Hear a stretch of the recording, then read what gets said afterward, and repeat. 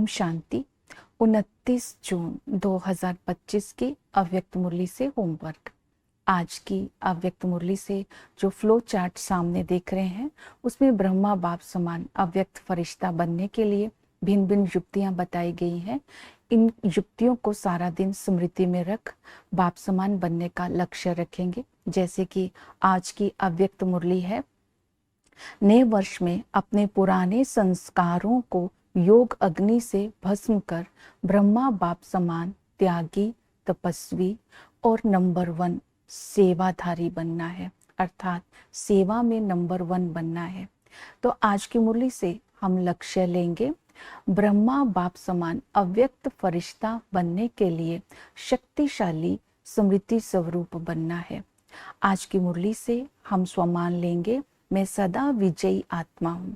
अंतर्मुखी बन करके एक बाप की याद से स्व स्वरूप में स्थित होकर बाबा को याद कर स्वयं में रूहानियत की शक्ति को भरना है और स्व स्वरूप से संपर्क में आने वाली आत्मा को भी स्व स्वरूप का दर्शन कराना है।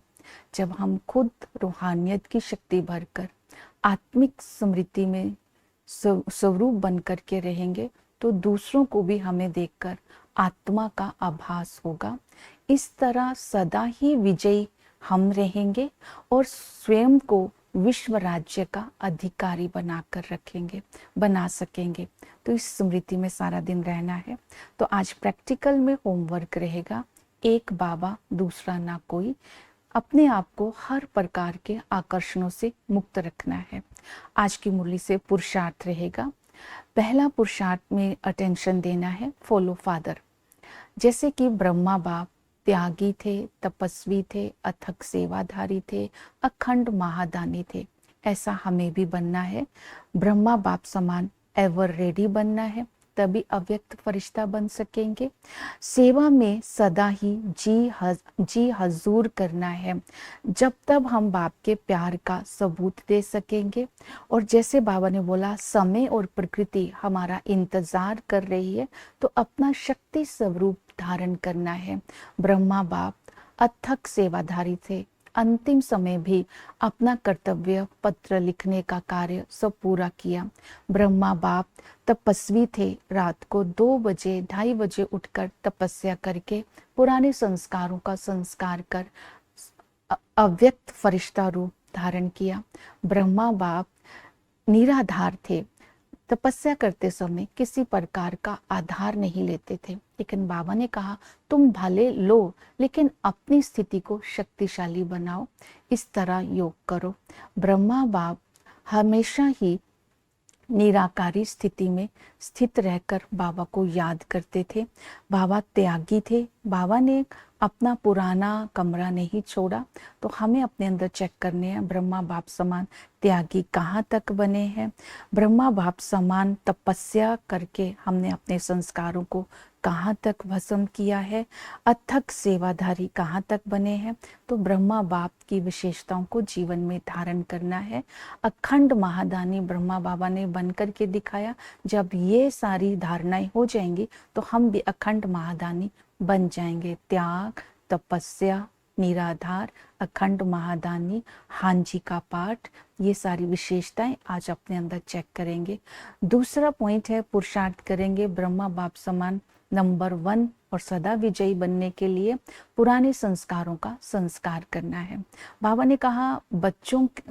ने बच्चों को देखा कि पुराने संसार से तो आकर्षण कम हो गया है और पुराने संबंधों का आकर्षण भी कम हो गया है, लेकिन पुराने संस्कारों का बोझ अभी तक है। अशुद्ध संकल्प, व्यर्थ संकल्प और भी जो ऐसे संस्कार हैं जो तंग करते हैं, जो छोड़ना चाहते हैं, उन संस्कारों का संस्कार करने का लक्ष्य रखना है। वो संस्कारों का संस्कार करेंगे, नहीं करेंगे तो वो समय पर धोखा दे देंगे।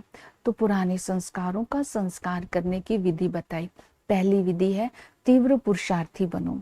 तीव्र पुरुषार्थी बनना अर्थात दृढ़ संकल्प करना। ये दृढ़ संकल्प करते ही, अटेंशन रखते ही संस्कारों का संस्कार हो जाएगा। दृढ़ संकल्पधारी को ही तीव्र पुरुषार्थी कहते हैं। दूसरी विधि है एकाग्रता की शक्ति।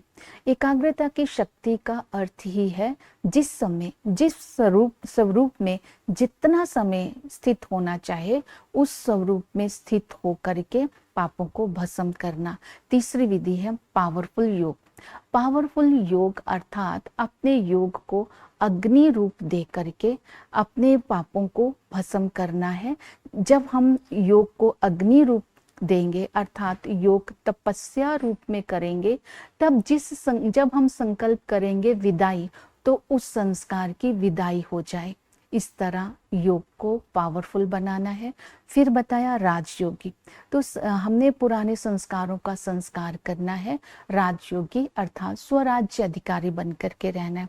जब हम संगम पर स्वराज्य अधिकारी बनकर के रहेंगे तो भविष्य के विश्व राज्य का अधिकार प्राप्त कर सकेंगे। इसलिए राजयोगी को संगम पर बाबा राजा बच्चे बोलते हैं। तो अपनी चेकिंग करनी है। स्व की सूक्ष्म और स्थूल कर्म इंद्रियों को बाबा से योग लगाकर मैंने कितना स्वराज्य प्राप्त किया।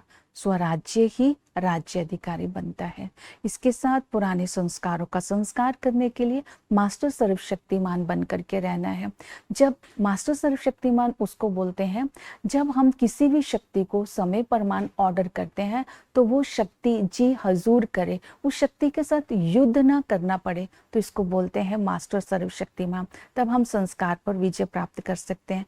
पुराने संस्कारों को विजय प्राप्त करने के लिए 3 महीने का अटेंशन देना है। 3 महीने पुराना संस्कार यूज नहीं करेंगे, इसके लिए कुछ भी सहन करना पड़े, कुछ भी छोड़ना पड़े, तो ये अटेंशन देने का अभ्यास रखने से उस संस्कार से मुक्ति हो जाएगी। इसके लिए अलबेले नहीं बनना और रॉयल अलबेलापन जैसे गा गा को खत्म करना है। नेक्स्ट विधि बताई बेफिक्र बादशाह बनकर को रहो। इसके लिए मैं ब्राह्मण सो फरिश्ता सो देवता, अगर ये ड्रिल करते रहेंगे तो हम आत्मा व्यर्थ से मुक्त बेफिक्र रहेंगे। और संगम के महत्व को बुद्धि में रखो। नशा रहे भगवान और बच्चों का ये मिलन है।